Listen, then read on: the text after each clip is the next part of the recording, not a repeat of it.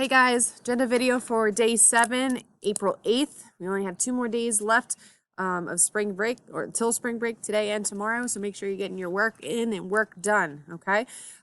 So first thing we have to do today, I can find my cursor. First thing we have to do is we're going to go to our extended closure just to see exactly what we need to do.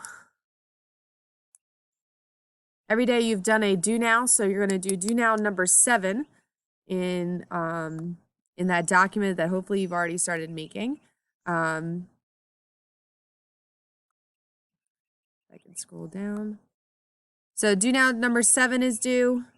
You're going to have to hand those in tomorrow, so that way you have 1 through 8 already done.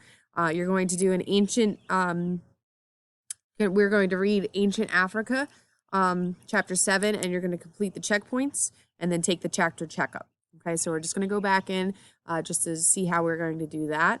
So hopefully you're watching these daily agendas so that way you understand what we're doing. I'm going to go down to chapter 7. Here's your reading. That's what's going to be read to you.